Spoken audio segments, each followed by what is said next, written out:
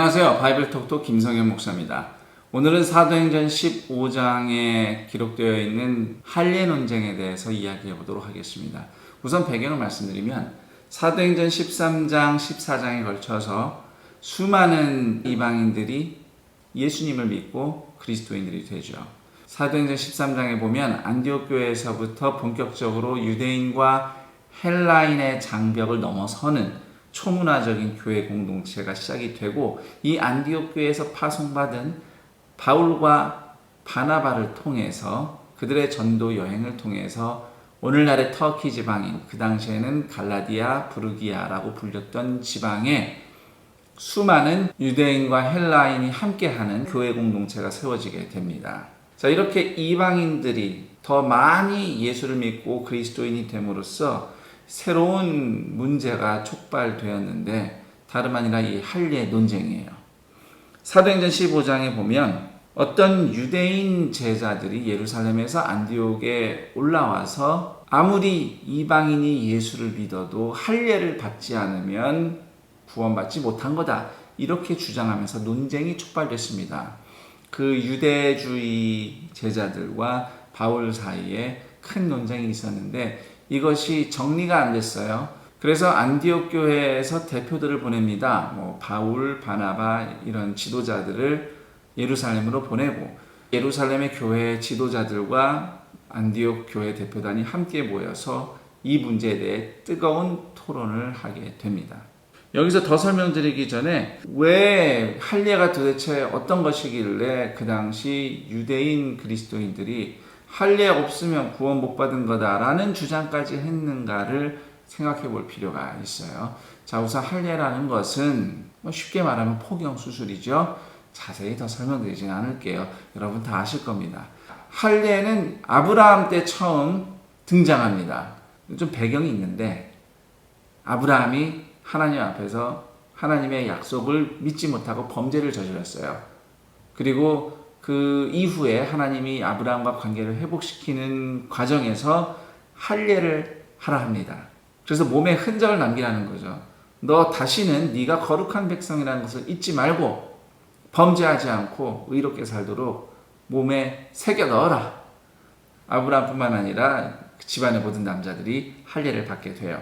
자, 그렇게 아브라함 때 처음 할례가 하나님과 언약을 맺은 거룩한 백성의 표식이 된 이후에 출애굽기 12장에 가면 유월절 식사를 참석하는 모든 남자들은 할례를 받아야 한다라는 하나님의 명령이 등장합니다. 유월절 식사라는 것은 하나님이 이스라엘 백성 구원하신 거 기념하는, 그 출애굽 사건 기념하는 식사잖아요. 그러니까 할례 받아야 구원받는다는 그런 설명은 성경에 나오진 않는데, 구원받고 유월절 식사에 참여하는 이스라엘 백성 됨의 중요한 조건으로서 할례가 언급되고 있는 거거든요. 그래서 이스라엘 백성은 할례 받아야 된다, 이것이 정착이 되고, 이후에 여호수아서 5장에 보면 이스라엘 백성이 가나안 땅을 이제 점령할 때에 여리고와의 전투를 앞두고 이스라엘의 모든 남자들이 할례를 받도록 하나님께서 명령을 하십니다. 하나님과의 거룩한 언약을 할례를 통해 갱신을 하는 겁니다. 이후에 사사기 14장에 보면 블레셋 사람들을 할례 받지 못한 자들, 이렇게 부르기 시작합니다. 그러니까 이스라엘 백성과 이스라엘 백성이 아닌 사람은 이제 할례로 딱 나누게 되는 거죠. 할례 받은 사람들, 할례 받지 못한 사람들. 그런데 이런 할례가 구원의 조건이라고 말하면서부터 복음과 배치가 되는 겁니다. 그래서 예루살렘에서 제자들이 함께 모여 논의하게 된 것이고요. 그때 그 뜨거운 토론을 통해서 결국은 십자가 본질이 무엇이냐, 복음의 본질이 뭐냐를 확인한 겁니다. 어떤 율법의 행위, 다른 조건 아니라 오직 십자가 속죄, 예수님의 은혜로 구원받는 복음을 확인하고, 따라서 이방인 그리스도인들은 할례를 받을 필요도 없고, 유대인들이 지키는 것처럼 그 모든 율법의 조항들을 지킬 이유도 없다, 분명히 천명하게 됩니다. 대신 유대인이든 이방인이든 공통적으로 적용되는 거룩한 삶의 방식에 대해서만 권면을 몇 가지 하면서, 예를 들면 그 성적 음행을, 음란함을 피하고 우상 숭배 피하고 우상에게 바쳐진 음식을 먹지 않거나 또는 우상 숭배 때 이루어진 것처럼 동물의 피를 먹는 그런 행위를 하지 말라 이렇게 당부를 함으로써 할례 논쟁은 끝나게 됩니다. 그리고 이후에 이방인을 향한 복음 전도는 더욱더 힘을 얻게 되죠. 자, 그럼 이 이야기를 좀 더 깊이 들여다보도록 하겠습니다. 우선 질문을 이렇게 해보죠. 유대인 그리스도인들은 왜 이방인 그리스도인들에게 할례를 구원의 조건처럼 강조했는가? 우선 그렇게 강조한 배경은 결국 율법주의인 겁니다. 율법의 행위를 통해서 의롭다함을 얻는 거죠. 그래서 사도행전 15장 5절에 보면 그 유대인 그리스도인들이 얘기할 때 할례를 행하고 모세의 율법을 지키라 이렇게 말을 합니다. 그리고 베드로가 유대인 제자들에게 권면하기를 10절에 보면 우리도 능히 매지 못하던 멍에를 왜 이방인 형제들에게 지게 하느냐 이렇게 말을 하거든요. 그래서 멍에는 율법을 얘기합니다. 그래서 이 유대인들이 예수를 믿고 그리스도인이 되긴 했는데 그 당시에 팽배했던 어떤 율법주의적인 생각에서 아직 완전히 벗어나지 못한 것을 보게 됩니다.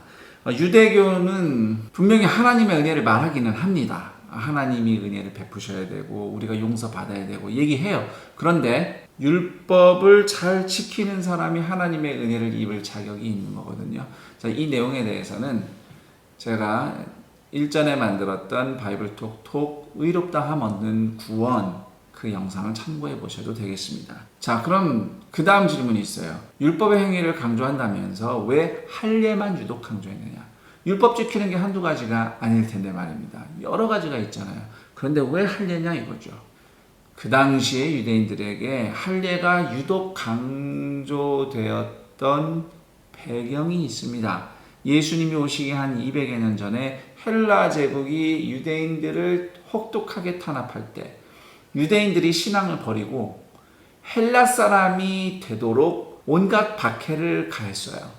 예루살렘 성전 안에서 그리스 이방 신들에게 숭배하는 어떤 의식을 한다든지 여러 가지 행사를 연다든지 그런 중에 유대인들에게 명령을 한 거죠. 자녀들에게 할례 행하지 마라. 할례는 이스라엘 사람들의 정체성과 관련되어 있었기 때문에 할례를 금지한 겁니다. 그러자 많은 유대인들이 목숨을 걸고 아들들에게 할례를 줍니다. 그리고 순교해요. 그래서 그 당시에는 참된 하나님의 백성의 징표가 할례를 행하고 순교하는 거였어요. 그 당시의 상황에서는 충분히 이해가 됩니다. 그리고 그 부분을 우리는 존중해야 돼요.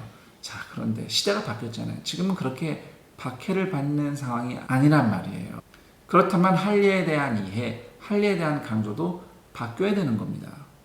그런데 그냥 그걸 그대로 키운 거예요. 그래서 심지어는 할례 받으면 율법 다 지킨 거다라고 가르치는 랍비가 나타날 정도였으니까 그 시대에 예수를 믿는 유대인들도 그런 영향을 안 받을 수가 없었던 거죠. 그래서 이방인 그리스도인들에게 할례를 유독 강조하게 된 겁니다.